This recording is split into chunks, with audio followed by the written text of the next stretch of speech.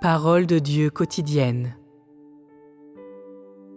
Dieu est silencieux et ne nous est jamais apparu, mais son œuvre ne s'est jamais arrêtée.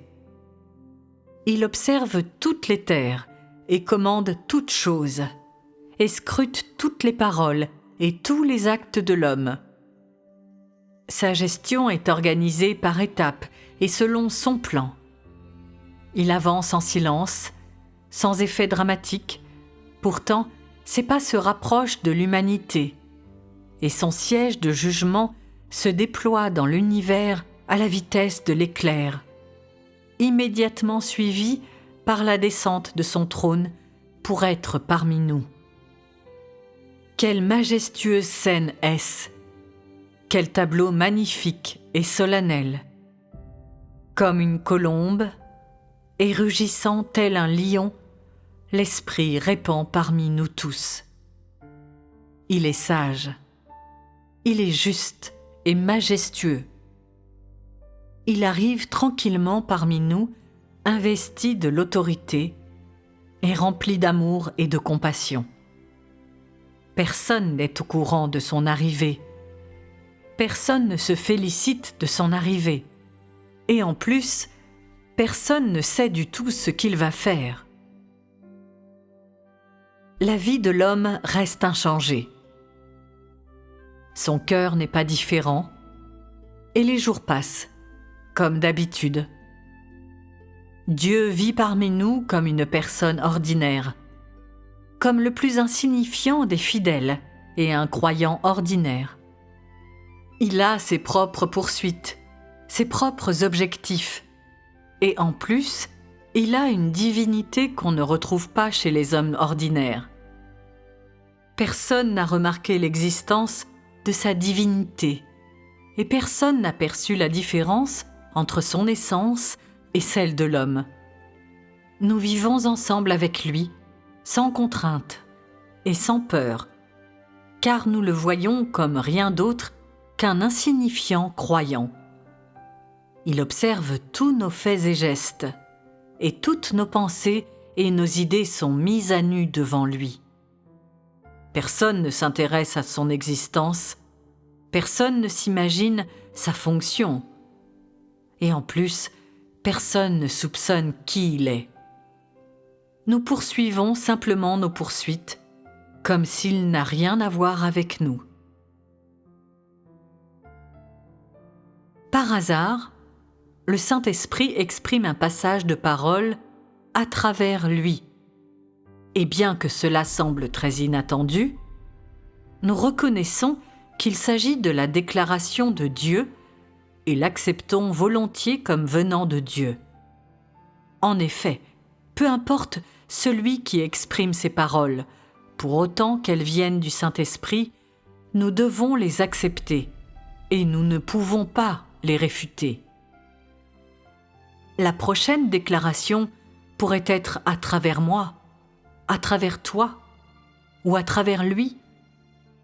Peu importe ce qu'il est, tout n'est que grâce de Dieu. Pourtant, peu importe la personne, nous ne devrions pas l'adorer, car sans aucune autre considération, il n'est pas possible qu'elle soit Dieu. Nous ne pouvons en aucun cas choisir une personne si ordinaire pour être notre Dieu.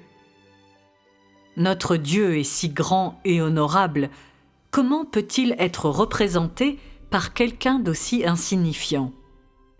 De plus, nous sommes tous dans l'attente de l'arrivée de Dieu pour nous enlever au royaume des cieux. Et alors, comment quelqu'un d'aussi insignifiant peut-il être qualifié pour une tâche aussi importante et ardue? Si le Seigneur vient de nouveau, ce doit être sur une nuée blanche, visible par tous. Combien glorieux ce sera!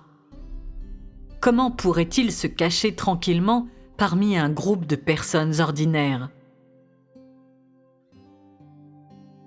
Et pourtant, c'est cette personne ordinaire cachée parmi les gens qui fait la nouvelle œuvre consistant à nous sauver.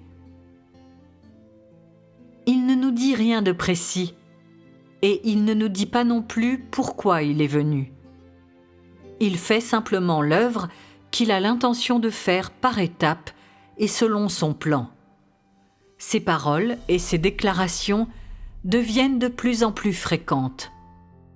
Des paroles de consolation, d'exhortation, de rappel et d'avertissement aux reproches et la discipline.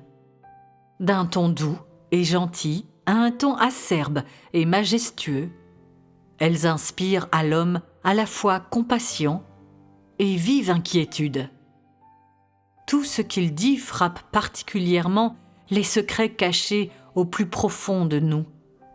Ses paroles piquent nos cœurs et nos esprits, et nous couvrent de honte et d'humiliation.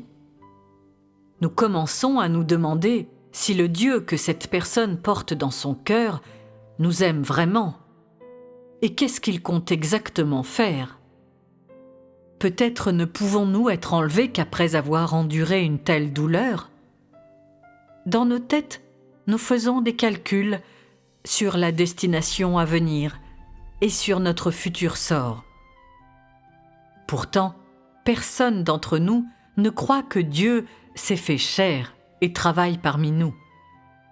Bien qu'il ait été avec nous depuis si longtemps, bien qu'il ait déjà eu à nous dire des paroles face à face, nous ne sommes pas toujours disposés à accepter quelqu'un de si ordinaire que le Dieu de notre avenir. Encore moins sommes-nous prêts à confier le contrôle de notre avenir et de notre sort à quelqu'un de si insignifiant. En lui, nous avons une source intarissable d'eau vive, et c'est grâce à lui que nous vivons en face à face avec Dieu. Nous sommes seulement reconnaissants de la grâce du Seigneur Jésus dans le ciel, et nous n'avons jamais prêté la moindre attention aux sentiments de cette personne ordinaire qui est possédée par la divinité.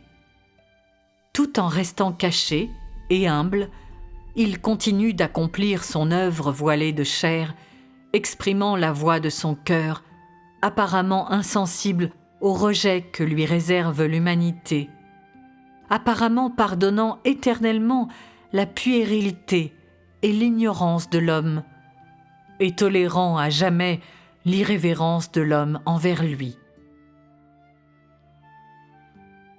À notre insu, cet homme insignifiant nous a conduits vers l'œuvre de Dieu d'étape en étape.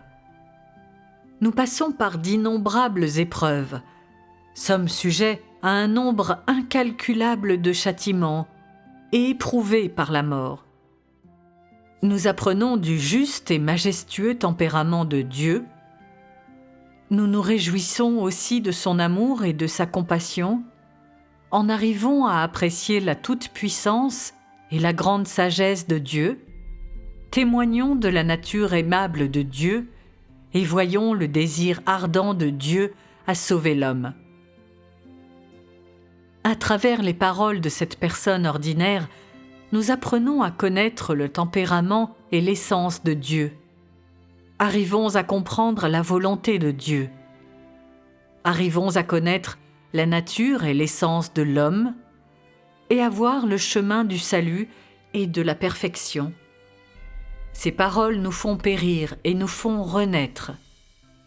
Ces paroles nous apportent du réconfort, mais aussi nous font savoir que nous sommes coupables et nous font avoir le sentiment d'être redevables. Ces paroles nous apportent joie et paix, mais aussi une grande douleur. Parfois, entre ses mains, nous sommes comme des agneaux vers l'abattoir. Parfois, nous sommes comme la prunelle de ses yeux et bénéficions de son amour et de son affection. Parfois, nous sommes comme ses ennemis, réduits en cendres par sa colère à travers ses yeux. Nous sommes l'humanité qu'il a sauvée. À ses yeux, nous sommes des asticots et nous sommes des agneaux égarés qu'il espère retrouver jour et nuit. Il est miséricordieux envers nous. Il nous méprise, il nous élève, il nous réconforte et nous exhorte. il nous guide, il nous éclaire, il nous châtie et nous discipline, et il nous maudit même. Il se soucie de nous jour et nuit. Il nous protège et prend soin de nous jour et nuit. Il ne nous abandonne jamais, et il nous consacre toute son attention et paye n'importe quel prix pour nous.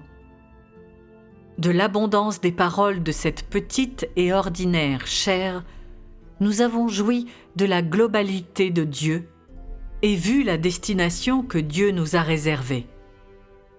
Pourtant, malgré cela, nos cœurs sont débordants de vanité et nous ne sommes toujours pas disposés à accepter concrètement une telle personne comme notre Dieu. Bien que nous ayons reçu de lui tant de manne, assez pour nous réjouir, rien de tout cela ne peut usurper la place qu'occupe le Seigneur dans nos cœurs.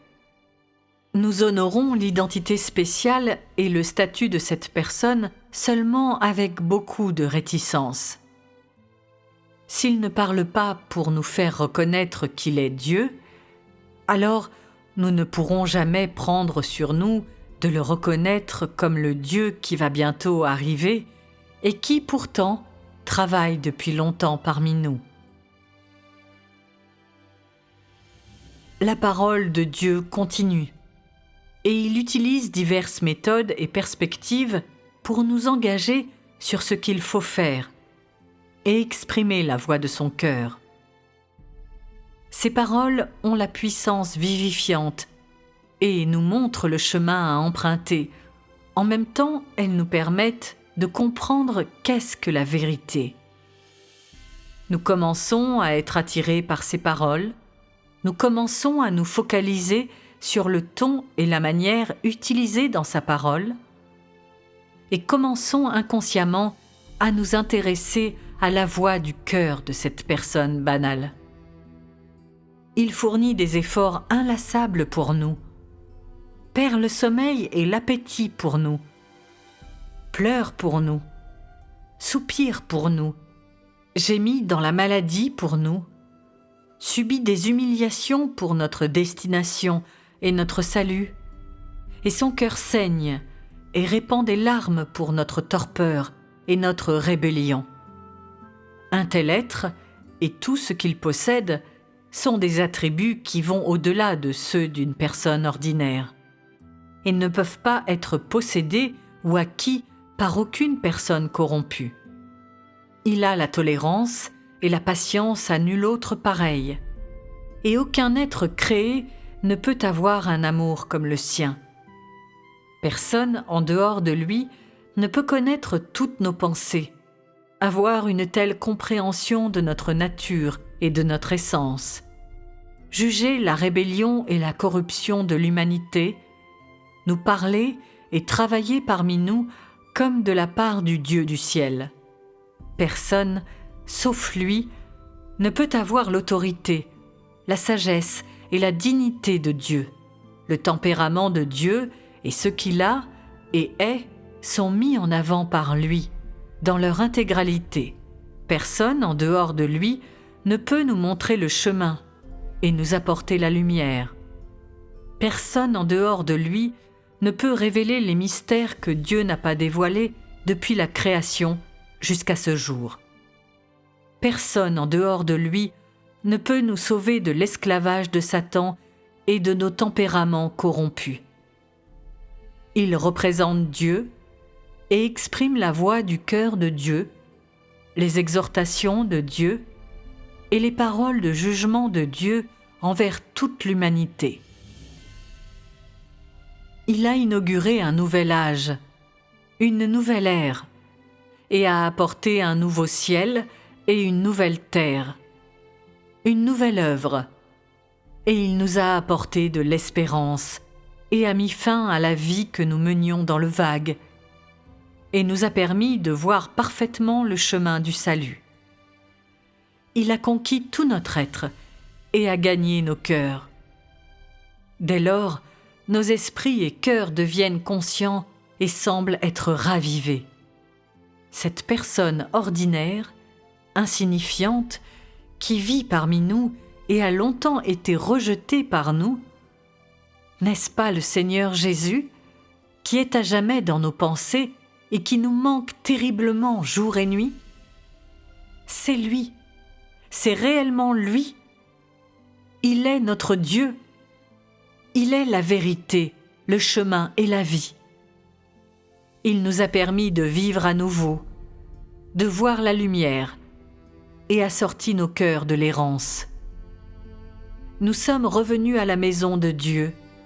Nous sommes revenus devant son trône. Nous sommes face à face avec lui. Nous avons vu sa face et nous avons vu la route à suivre. À ce moment, il a complètement conquis nos cœurs. Nous ne doutons plus de ce qu'il est et nous ne nous opposons plus à son œuvre et sa parole, et nous nous prosternons complètement devant lui. Nous ne souhaitons rien d'autre, sauf à suivre les traces de Dieu pour le restant de nos vies, et d'être perfectionnés par lui, d'être rendus pour sa grâce et son amour envers nous, d'obéir à ses orchestrations et à ses dispositions, et de coopérer dans le cadre de son œuvre, et de faire de notre mieux pour achever ce qu'il nous confie.